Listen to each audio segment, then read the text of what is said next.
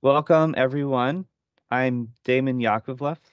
The presentation today is Growing Together, a Community Agriculture Toolkit. Um, so I'm the environmental planner at Cumberland County Soil and Water Conservation District, and I'll be moving the slides forward today.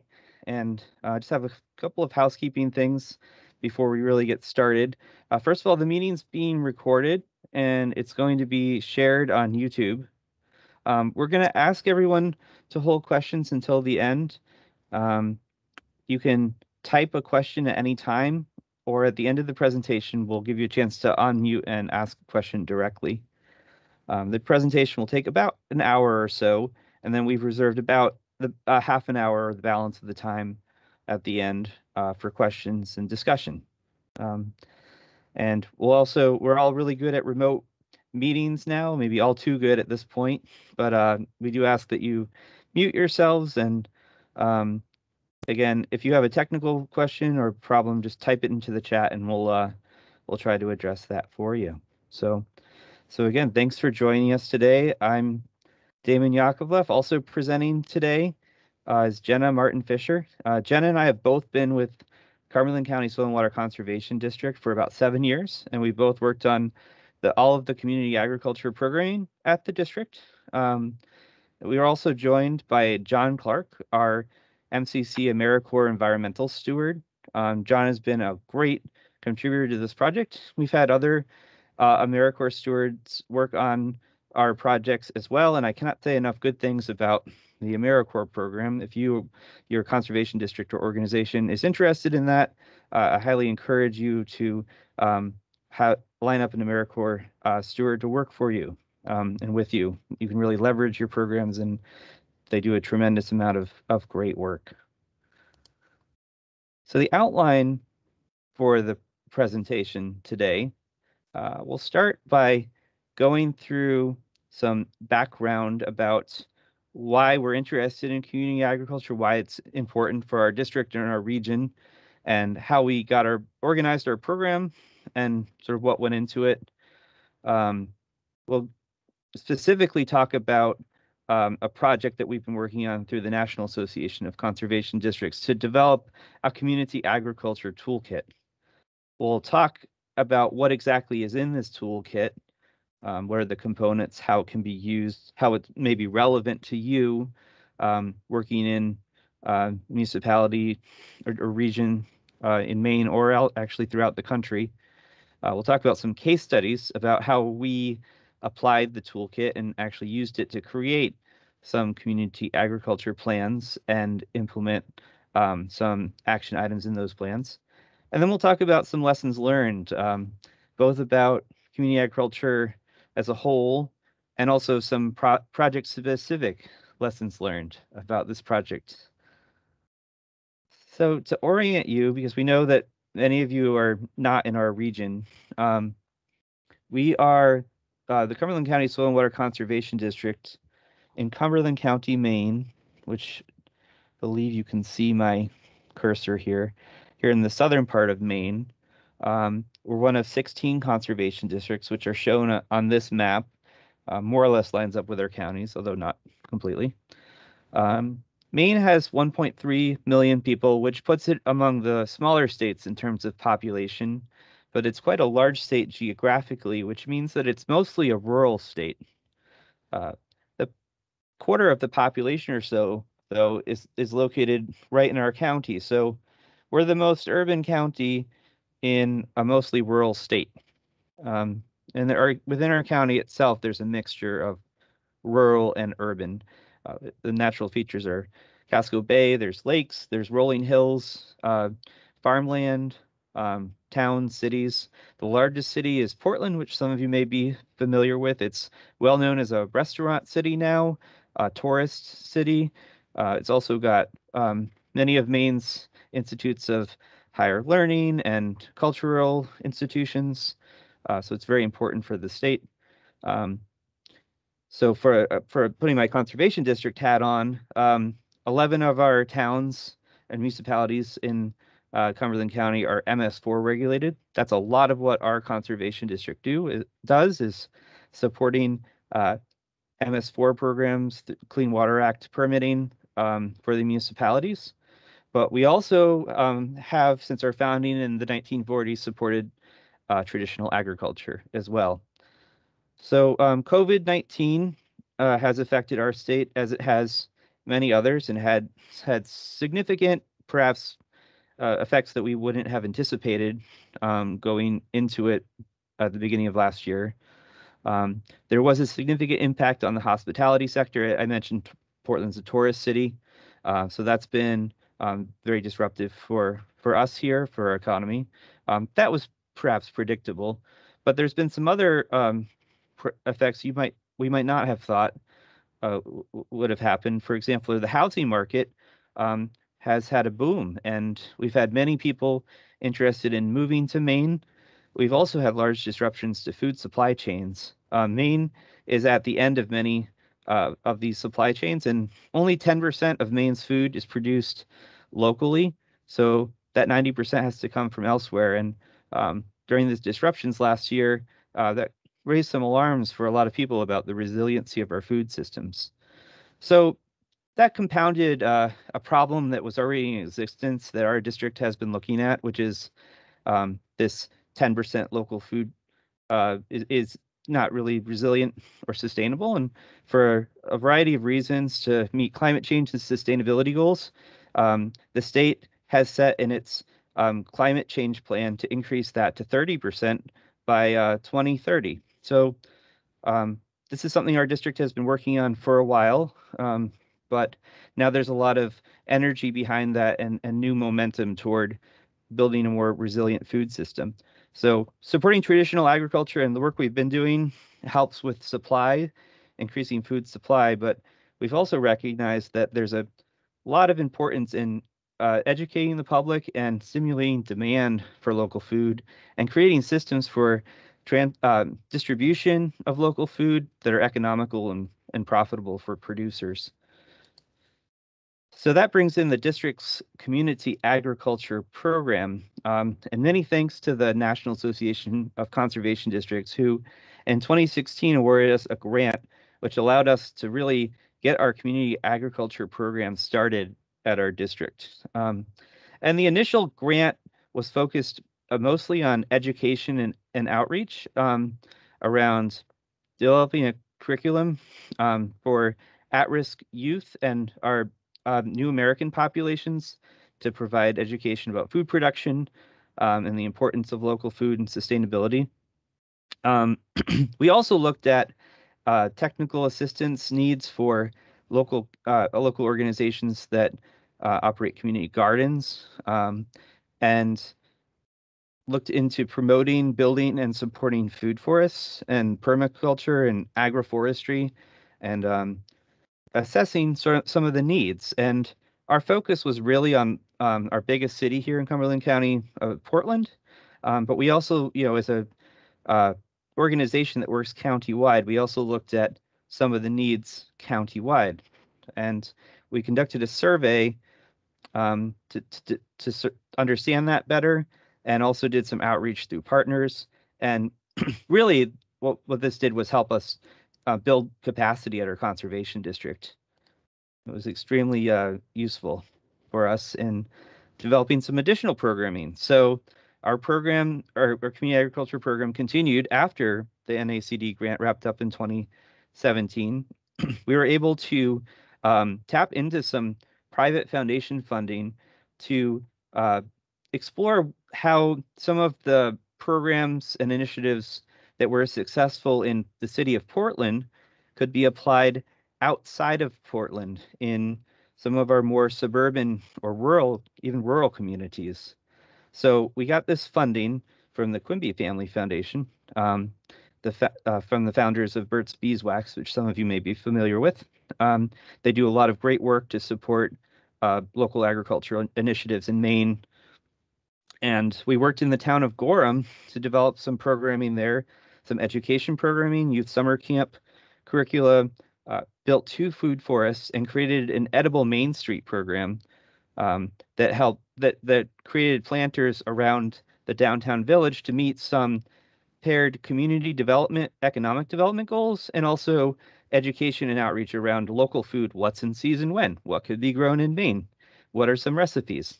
We had a brochure that helped people take a guided walk around the village center.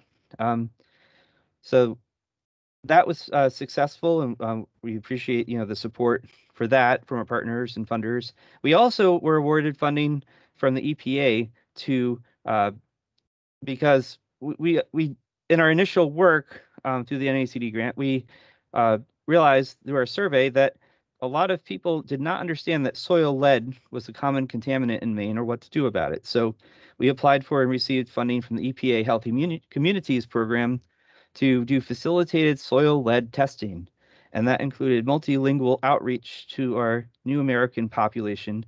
We did a targeted program looking at specific neighborhoods in Portland, Maine, here, where there's very high levels of soil lead contamination and an interest in community gardening to try to help people who are gardening understand how to do it more safely. And that project is ongoing right now. And finally, our final project, and the one we're going to really focus on today, is the NACD Community Agriculture Planning Project. So the idea with the planning project was, or is, to tie together the work that we've done, the work that partners have done in the region, and create a resource that communities can use to actually write plans that incorporate goals, community needs, and then normalize these goals into operations for the municipality, and in doing so have a planned approach that connects one initiative to another to improve efficiency and also in some cases provide funding for things that may not otherwise have been funded. For example, something like a food forest where it can be seen as an economic development initiative where it may not have previously been understood in that way, or Edible Main Street, perhaps a better example. But any community agriculture initiative could be connected to another, and this is sort of our goal here. And what we did was we put together a lot of information, and then we put it into practice. So the 4 goals of the project were to develop a series of modules. Now, the modules, we have 16 of them, and they're basically encapsulate a set of initiatives or installations types that can be used to create a community agriculture program in a community. We actually then wrote plans for 4 municipalities based on the modules and the process that we developed that incorporate community input and needs and surveys. Then we implemented one demonstration project for each community with a community agriculture plan. And now we're presenting that to you, and we're going to share this toolkit with partners around our region and nationwide through the National Association of Conservation Districts list. So we had a number of issues with project sort of implementation. This project was bookended by the beginning of the COVID-19 pandemic in February of 2020, and then as the project's ending now, we're coming out of the pandemic restrictions. So that played a major part in this project. So we'll be coming back to that from time to time throughout this presentation. But to get more into the details of what was in the toolkit, I'm going to turn it over to Jenna. So go ahead, Jenna. Okay, so as David mentioned, one of the key pieces of this project was the toolkit. And so one of the main benefits of this toolkit is that it really gives you a concrete starting point for when you start to pull together different partners to have somewhere to start from. So that was one of the things that we found as we were developing this, and also simultaneously trying to write all these different agricultural plans with different communities, is that once we had something that was a little bit more tangible and less of just a concept that we were trying to get buy-in on, it moved a lot quicker, and partners had a lot more time to be able to really help and streamlined it a whole lot. So this toolkit involves 5 different pieces. The first one is the user's manual, which is going to cover kind of the how to use all these different pieces together. And that's a little bit of what we're also going to talk about in this presentation. So they line up pretty well. The second piece is the Community Agriculture Plan template. And so that template is pre-formatted with a lot of kind of contextual information and background information on different kinds of community agriculture, either in the state of Maine or even more broadly. And it is also includes different comments throughout it of places where you may want to further customize places. So for example, there's a lot of reference in it to different like state of Maine goals. And so those places would be called out of, you may want to find a different piece that's more applicable to your state to fill that area. So the third piece is the modules, which Damon briefly introduced. And so there are 16 of them.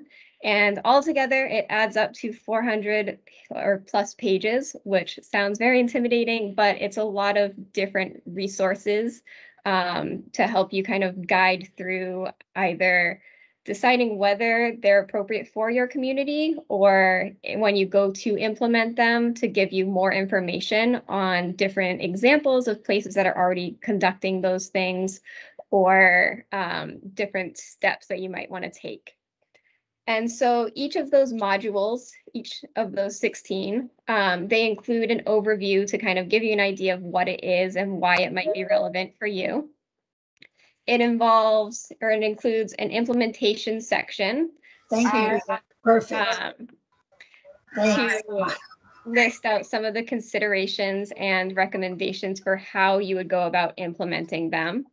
It includes different budget considerations. So when you get to the point where you're ready to start implementing it, it lists out different types of material categories or staff time that may be relevant for budgeting out that project. It also includes a list of different types of partners that might be relevant for each of those different initiatives. So those are listed in there pretty vague as general categories. So they might say your community's Parks and Rec department or your community's Girl Scout troop, to kind of give you an idea of different ranges of community partners that might be involved. It also includes a number of attachments. Some have more than others that will be helpful for when you are actually implementing them. So if it's something like a youth program, there's attachments that will guide you to different places that have different youth curriculums that are based in agriculture, or some of those lesson plans are also attached. And then it also lists out some of the different goals that might be met by implementing that module. And so one of the other tools that is also involved in the entire toolkit is the goals table, which is another way to look at all those goals. So as you start to go through your planning process and you're identifying what goals your community is trying to meet and where your priorities are, it will show you which of the different 16 modules can help to achieve that goal. So not all the modules may be suited for your community, but the goals table will help you to narrow down which ones would be good options for attaining those different goals that your community has identified. And then the last piece of the toolkit is an example survey. And so that survey is something that we used when we were beginning our planning process with these communities that we worked with. And it's very simple language. So one of the things that we were considering when we put it together was that there's a lot of different languages that are spoken in some of these communities. So we wanted it to be very simple and easy to understand, and it is short so that if it is something that you're getting translated into multiple languages, it should be more cost effective to do so. All right, next slide, please, Damon.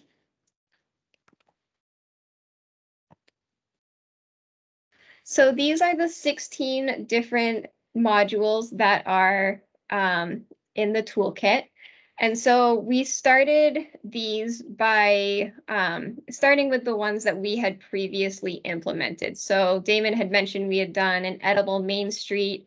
We had done some food forests, which fall under the perennial agriculture category. And then also our soil contamination around lead program. And so those were kind of our core starting points. And then as we got further into working with different partners, we were able to pull in different community expertise to develop these other modules as well, and really bring together some comprehensive modules to help guide other people who will be wanting to install these as well. So some of the ones that are a little bit less common, things like perennial agriculture, involve maybe if there isn't a lot of routine and regular community maintenance for a garden space, they're a little bit more hardy and don't need as much maintenance for a longer period of time. So we've installed several food forests, and so it lists out many of the considerations for if you're installing a food forest, what would you be looking for? The edible Main Street, as Damon mentioned, concludes a series of planters, and there's a number of different examples of different places that have done this in their community. And so one of the key goals that we met with that in Gorham was the economic development aspect, to kind of try to encourage people to be walking through that small downtown a little bit more and stopping to see some of the different stores and explore a little bit more. And then the community resources is one that captures a lot of different smaller initiatives. So it includes things like a seed bank, a tool library, or cold storage. And it includes a number of references, again, to the different organizations that might already be doing these different programs, and further resources on how you would implement them. All right, next slide, please.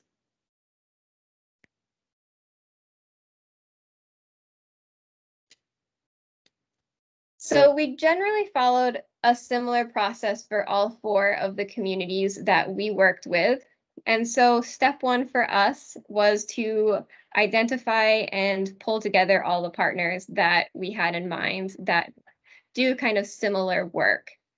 And so you may start out with a list of several partners at the beginning, but one of the things that we found is that as you continue through this project, that list of partners is going to grow and grow, as you may learn about more things and more organizations that are out there that you were not already aware of, who have a really big role in accomplishing these different projects. The next part that we did was to gather some community input. So I mentioned that survey, and so we actually ran 2 surveys to gather community input and figure out kind of where the priorities were for different communities. It's something, if it hadn't been a year of COVID, we would have done a lot more in-person outreach to kind of have more conversations and really gauge where the needs were a little bit more thoroughly in each community. But as it was, we couldn't really be out in public talking to people. So we did surveys and kind of just pulled in as many people as we could, and had a lot of different partners that were able to share that out to their different circles as well. And so after you've kind of got your partners and you've got some of that community input recorded, the next step would be to compiling what's already happening. And so we actually got a lot of that from our community input survey as well. We left kind of just an open section of tell us more about what's happening in your community that you're really interested in, and are there things that you've seen other places you'd like to see more of? So we were made aware of a lot of different things just by asking people in the community. And then also the partners that we were working with helped us to compile a very thorough list of everything really that was happening in the general area. And from those two different pieces of having the different community needs as well as what was already happening, our next step was to pull them together and figure out where the priorities were. So if people are really interested in community gardens, but a community is already really maxed out on space for community gardens, that might not rank as a very high priority for moving forward. And that might be a case where we return to the goals table and figure out if a community garden is helping people meet these 3 goals, and that's kind of where their needs are. How are there different community agriculture initiatives that can help us to still achieve those goals, but might be better suited for the community? And so those were the pieces that then got incorporated as the recommended action steps, and are now, they can be kind of specific. I'll talk a little bit more about that in the next slide too. Yeah, so they're kind of the recommendations that our partners all came up with together for where community agriculture will be navigating to for the future. And then kind of the last piece of the process was to follow up. And so this is something that we've just wrapped these up, so we haven't got to this point yet. That's something that our partners who are taking on the plans and working on their implementation through the future will be responsible for. And so for that, we recommend kind of doing another survey and doing some more outreach every 2 years. And then kind of, if projects get it completed, making sure that the plan stays up to date and it's not really just sitting on a shelf being forgotten about. We want it to be kind of a really active and engaging document that people are really following along with. Next slide, please, Damon.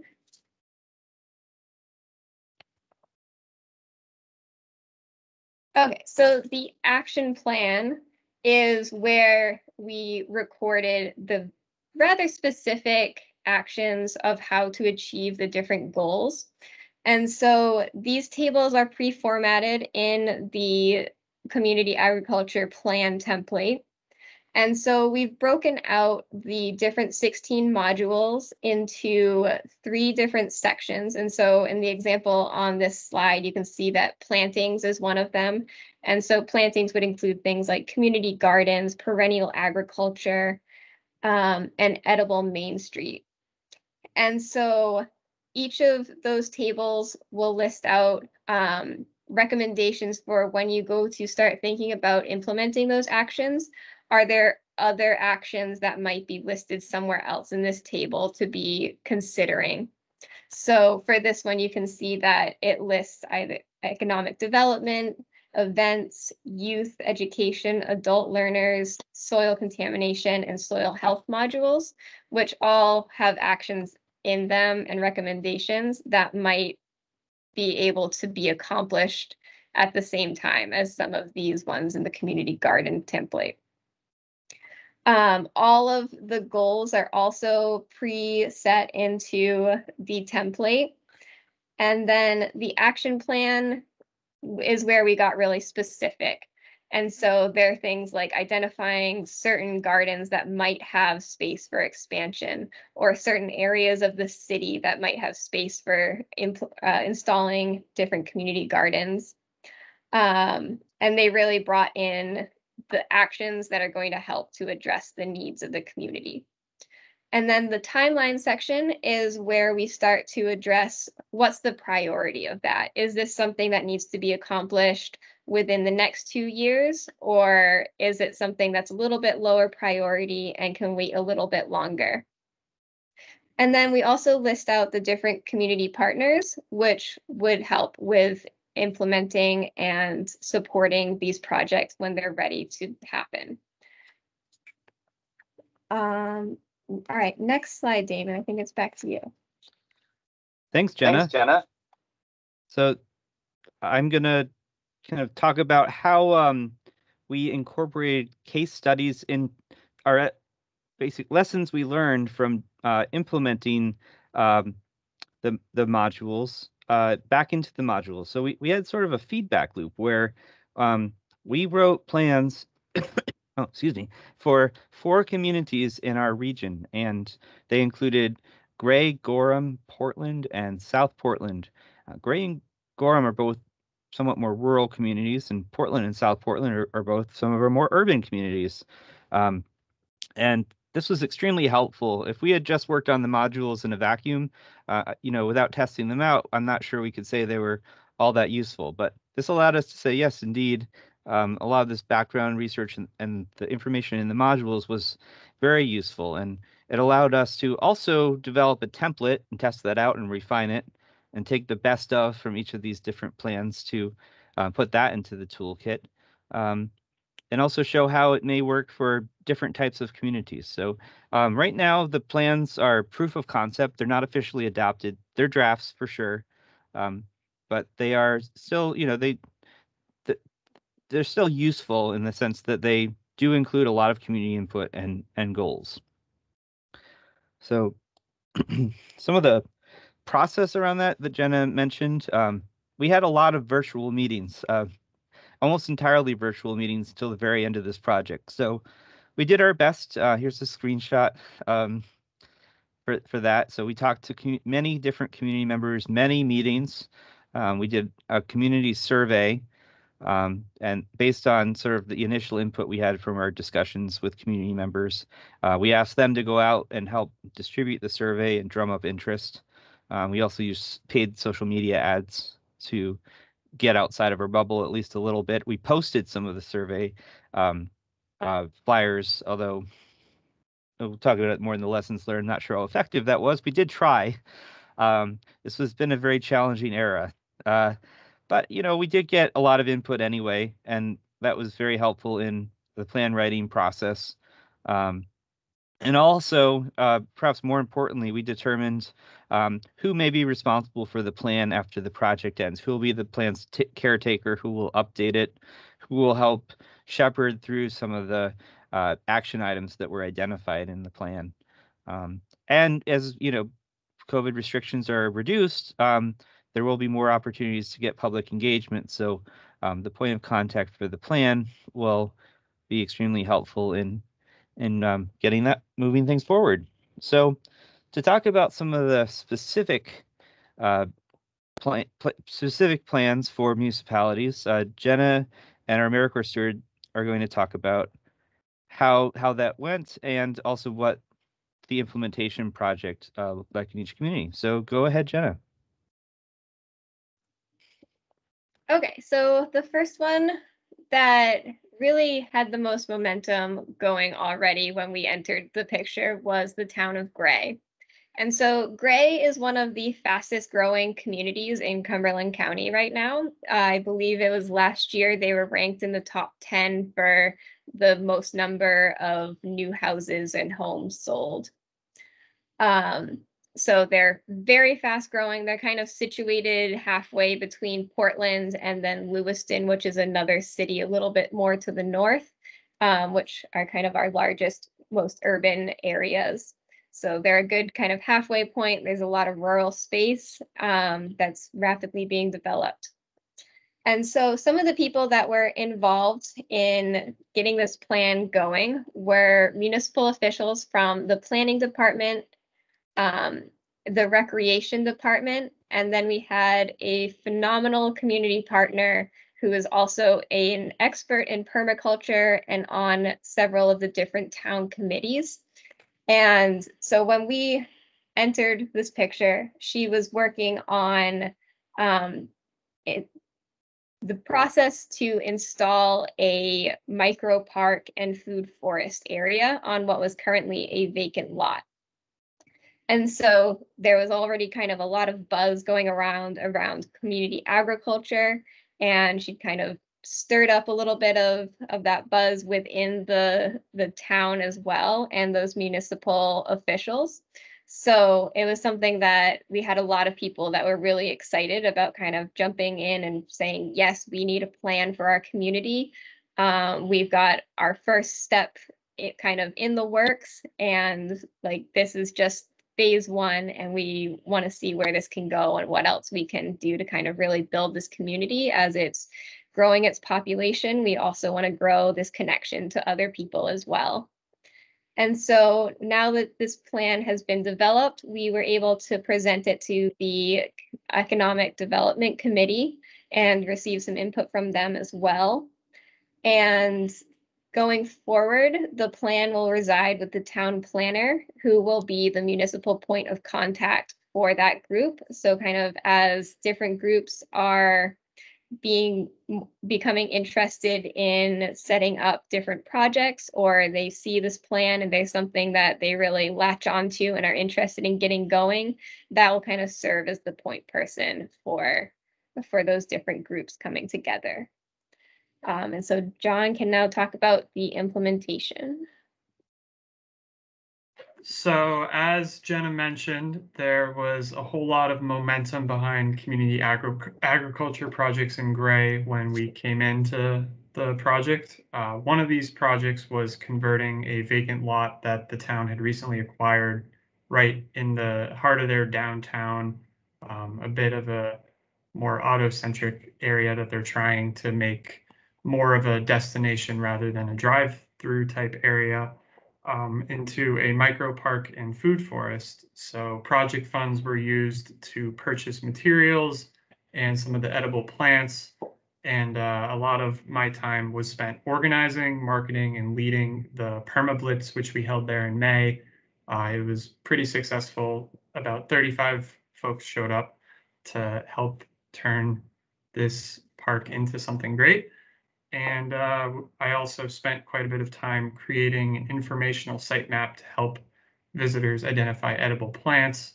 So this project really tied in several modules that we had worked through, including perennial agriculture, soil health and fertility, as the soil there was pretty poor. It was a former foundation right underneath it, adult learning, youth education, and community gardens.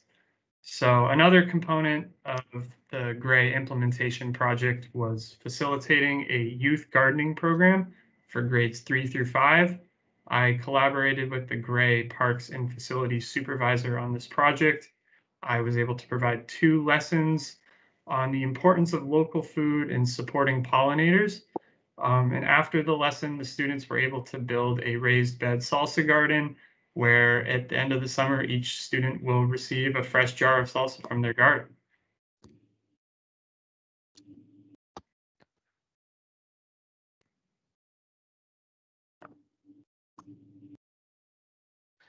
Great. Thanks, John. So next we'll talk about Portland. So Jenna, take it away, please. Yeah, so Portland, as Damon mentioned earlier, is Maine's basically urban capital. It's our largest city that we have. It's also located right on the coast. And whereas Gray has very small, kind of just a handful of businesses and not highly walkable, Portland is kind of the opposite of that. It has a lot of walkable space, but also a lot of pavement and urban area as well. So some of the different groups that were involved in writing this plan were the City of Portland Parks and Rec Department, the City of Portland Sustainability Department, Cultivating Community, which is a food justice organization, and they actually contract with the City of Portland to help manage the community gardens. So they kind of coordinate the wait list and making sure that those plots are filled and are able to prioritize low-income families as well. The Cumberland County Food Security Council was also involved in writing this plan, as was Maine Foodscapes, which is focused on garden education and food solutions. And we also had a community member who's also a community gardener who was a great help as well.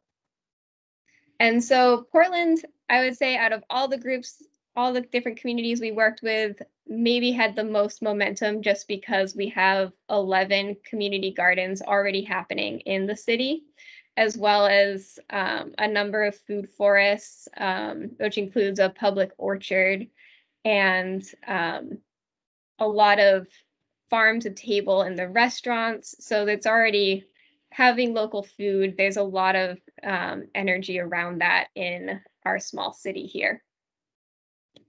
And so now that this plan has been written, it will live with the Department of Sustainability.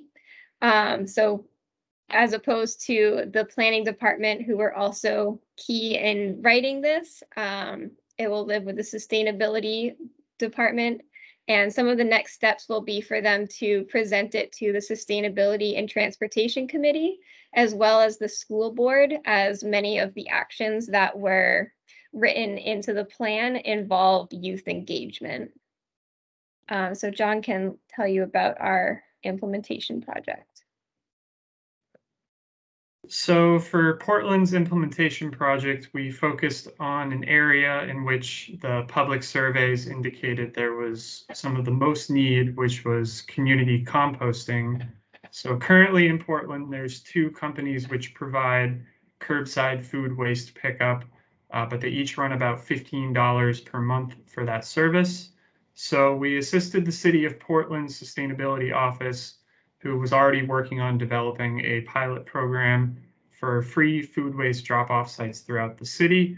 The district provided feedback on site locations, funding for some of the sign materials, and we monitored the sites throughout the pilot to provide feedback on how they were being used and how much they were being used to help shape some of the messaging which was going out to residents. So the pilot program was installed at 4 of the 11 community gardens throughout Portland. However, the city hopes, because of how successful they've been, to expand the program to additional community gardens throughout the city. Another component of our Portland implementation was assisting the Florence House, which is a housing and social service center for women who are experiencing homelessness. We were helping them get a garden program up and running to contribute to their meal program. So we collected soil samples from the property and used those results, as well as some of our tech assist knowledge, to provide recommendations on soil improvement and how to get the garden started. So I'll turn it over to Jenna to discuss Gorham.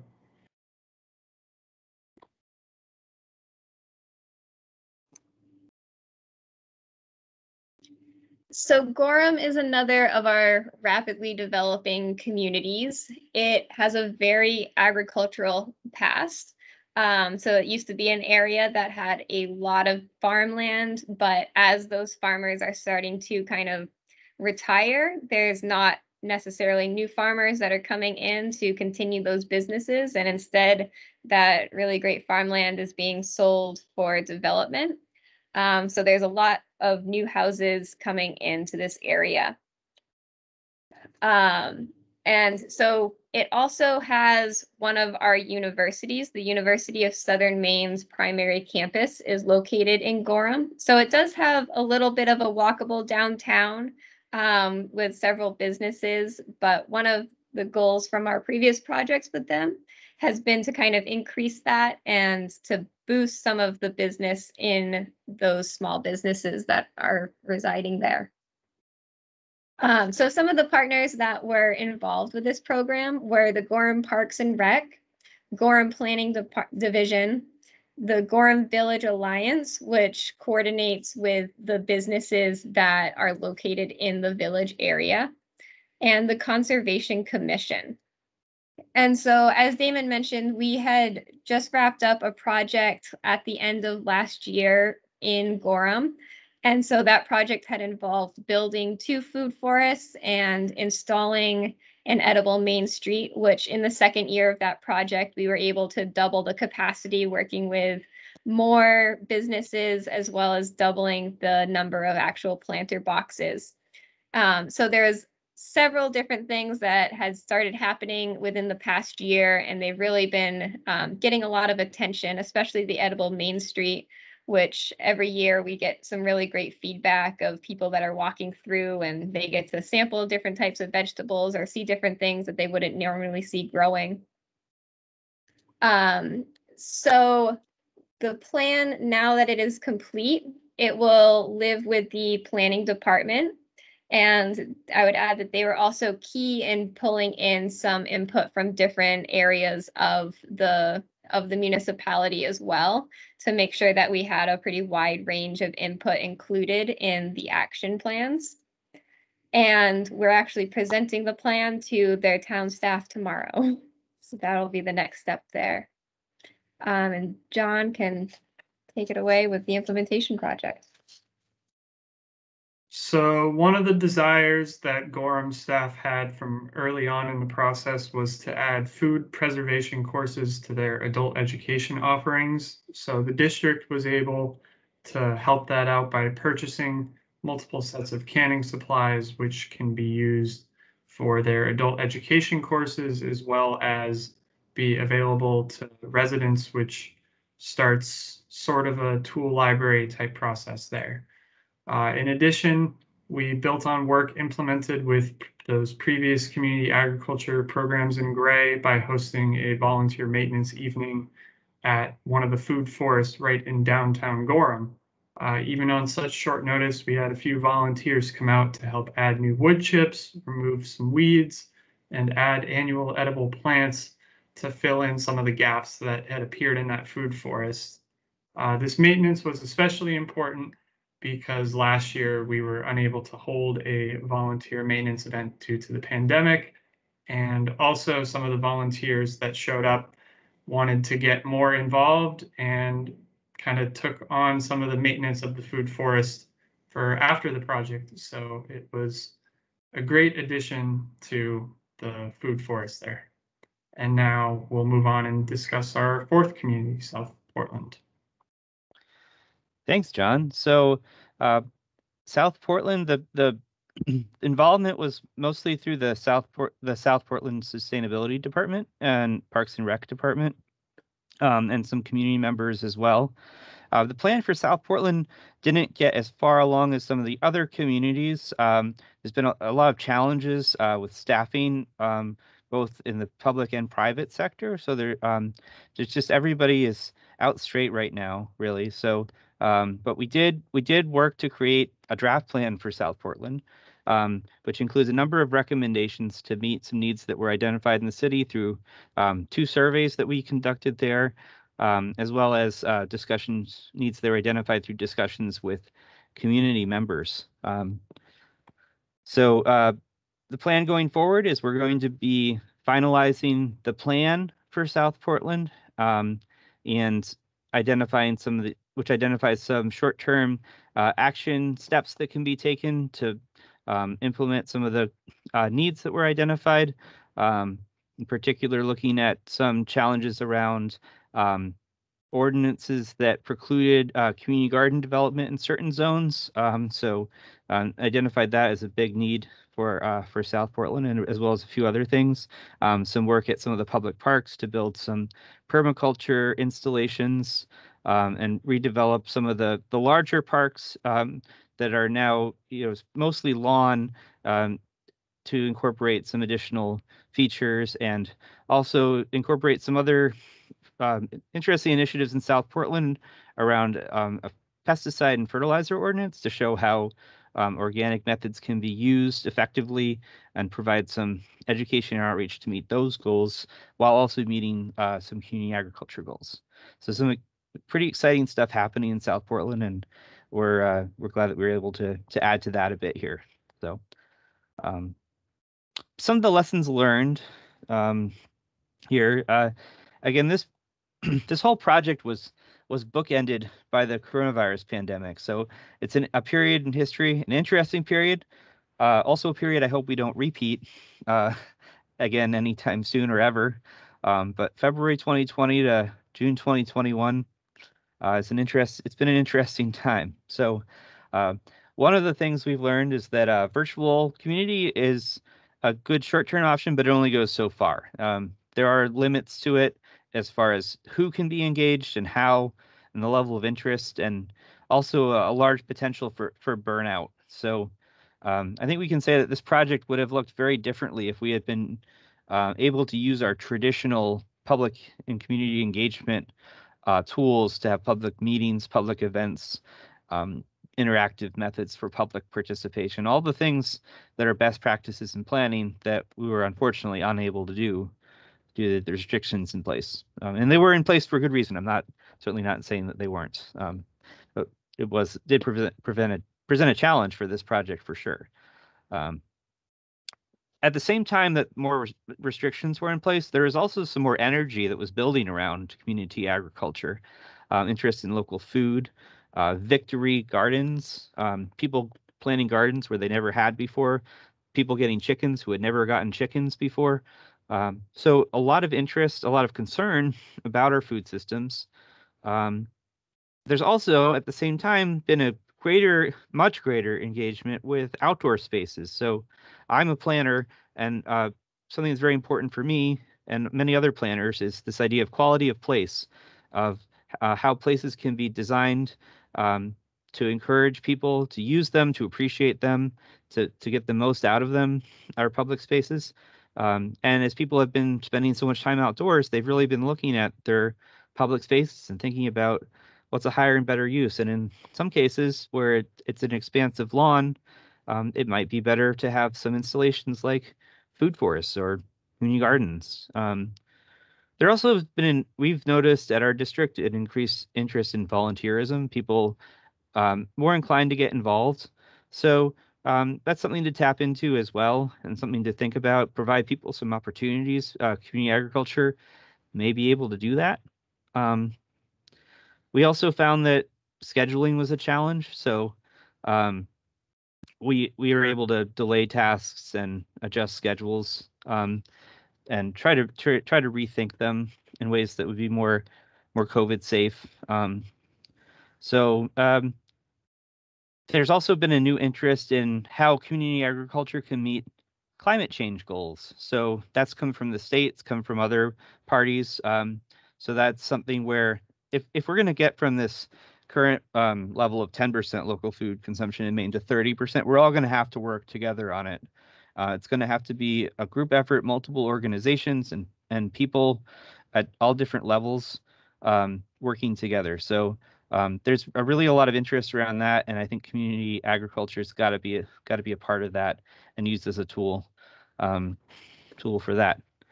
So, the bigger picture thing, just be in the moment, understand how. I think it's important we understand how the world has changed and how we need to adjust and accommodate to that, and probably look for some silver linings that have come out of all of this. Some project-specific lessons we wanted to learn. This may be more interest to some of the other conservation districts who are listening now or watching the recording later. We spent a lot of time working on compiling the research that went into the modules, but maybe we could have used more time to actually do the planning. So it was hard to know going into it what there would be more interest in, and there is definitely a lot more interest in people writing specific plans for their specific communities. And that's something that if we had been able to be in person the whole time, might have been a little easier to do. So it may have been more of a product of the mode by which we were communicating than actually how we were setting the priorities. We found a lot of people are not necessarily interested in online collaboration beyond meetings. Yeah, you can get most people to go to an online meeting, but actually using tools like Dropbox or OneDrive to collaborate on documents, a lot of people are not very interested in that, we found. So that's something going forward, that'll be good to remember and think about. We may not be able to replace many aspects of public engagement and information gathering with virtual means, at least not until people's understanding of these things and comfort with them changes more than it already has. So we're finally, I want to say I'm very thankful for all of the partners and staff and community members involved. Really was good to see that. And we always want to avoid the problems of plans sitting on a shelf. So we're really looking at what's next, and it's wonderful that there's been such buy-in from the communities that we've worked with. I mean, in terms of keeping the plans updated, maybe doing more surveys on a regular basis and more engagement every 1 or 2 years or so to keep things updated, understand how goals have changed.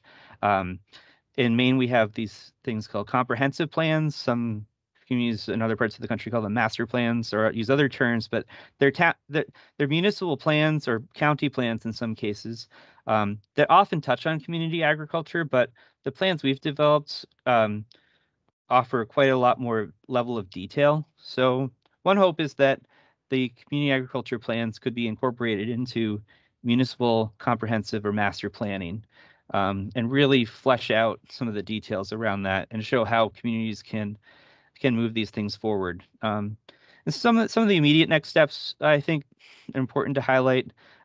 Stimulus funding programs, they may be able to provide for funding for implementing some of the programs and goals that we've identified. It's important at this point, now that we're coming out of all this, to restore hope and restore community. Really think about the food system resiliency goals and challenges around that, and how we can avoid future shocks. I mean, I'd love to say that we're not going to have anything like this happen again, but there probably are unpleasant surprises ahead of us, and it would be good for us to learn from the lessons here and apply them so that we can improve that resiliency and adapt as the world continues to shift daily under our feet. So with that, we'll wrap up. We're just a bit over an hour here. I will turn off my screen sharing and we'll entertain any questions you may have.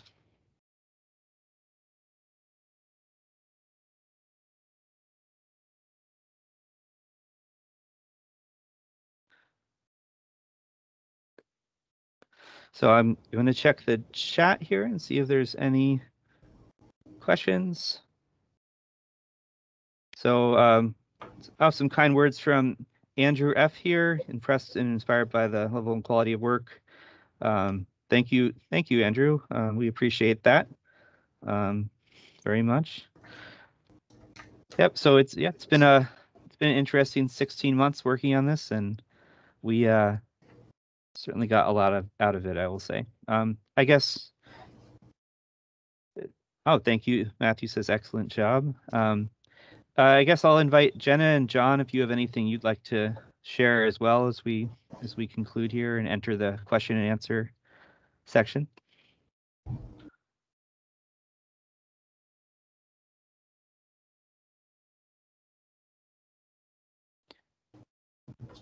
I have a question. Sure, go ahead, Matthew.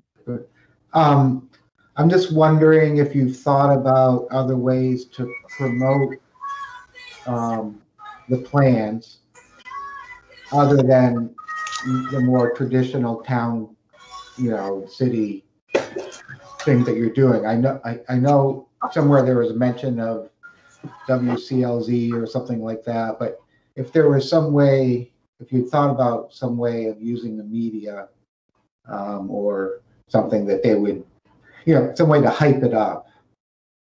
Yeah, that's a great question. We did find that was extremely useful for our soil-led outreach work, where we were having some trouble reaching people, and then we ended up saying, well, what else can we try? And then so we reached out to some local journalists and we said, we have this story that we'd like some help telling, and they were interested. And I think one of them posted a story and then some others picked it up. So we got some free media just by reaching out, and I think that was really helpful. And then after that, we had a lot of people sign up for the free soil lead testing program that we were offering. So I think that's it. I think the lesson learned from that, I guess, is don't be shy about reaching out to the media if you think you have a story idea, and maybe do a little bit of their work for them, and they might come through and help you out with a story. Yeah, I think you've developed a great product, and you present it well, and yeah, if you could find the right journalists or whatever, it would probably go a long way, like you said. And I'd also just like to comment, I know you're frustrated about COVID and all that, like we all were.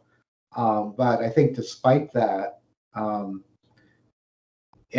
maybe some silver lining, and that you were able to connect with other people. Like I probably wouldn't have connected the way I did, but I kind of know Dropbox, so that, but we were able to collaborate in a way that we might not have pre-COVID. Just in terms of technical stuff, and that maybe there would be a way, this is an opportunity to help refine, or a way of communication, as a way of pooling resources and learning from each other, digitally, but also to somehow mirror that with in-person live places. So I just think that don't sell yourself short that it was just the COVID was all bad. I think there's some silver lining there. Yeah, I think that's a great point. Yeah, how can we've all learned a lot of new skills about how to interact digitally, and if we can add these new skills to traditional community engagement, I think that'll really go a long way. And yeah, I think there are some things to be said too about how by having to be virtual, we kind of there's an expression about going to ground, where we were able to regroup a bit and kind of consider some of the things we've been doing as a society. And one of them was having just-in-time supply chains maybe isn't the best idea, and looking at resiliency and all of that, and knowing that we have options besides meeting in person is useful too. And plus the national collaboration, I think there's a lot more potential around that, and that'll be a lot easier going forward as well. Yeah. Well, thanks for all your work. It was really good. Well, thank you. You definitely helped us out a lot with the Portland plan in particular, but also with some of the information you're able to pull into the modules. Yeah. Thanks.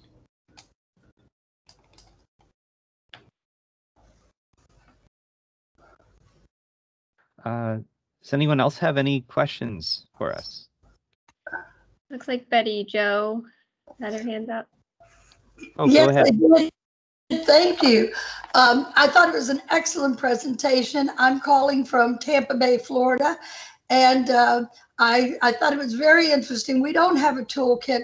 We do a lot of huge projects, but we don't have a formal toolkit, which I think is very interesting.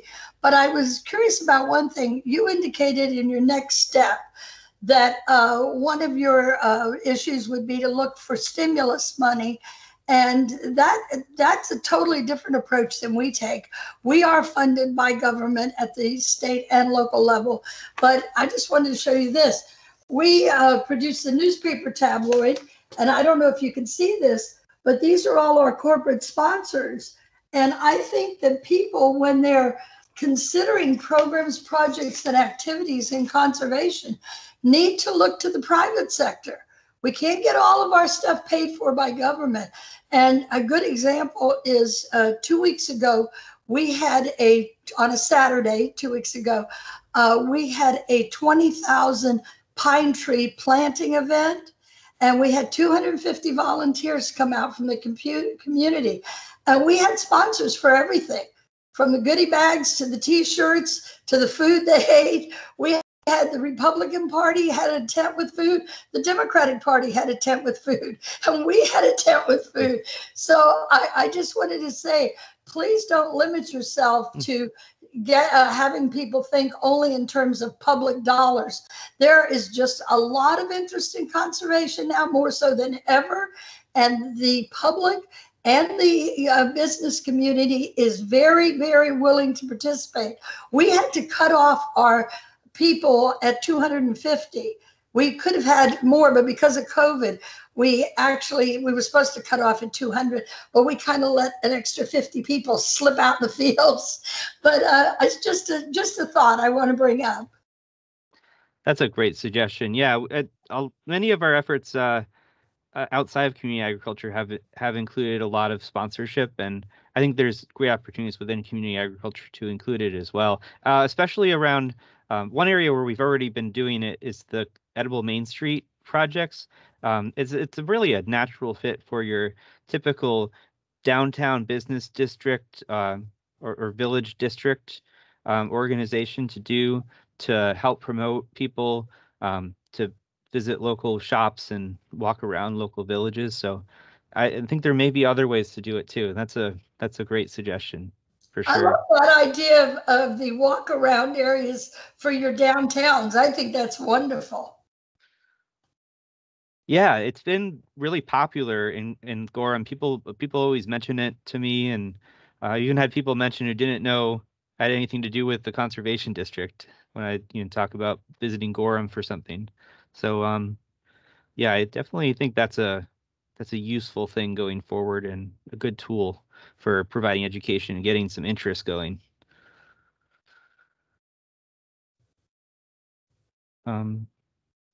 Great. So anyone else from around the country have anything they'd like to share with us? Advice or questions about maybe some things you're working on that we can write any input on?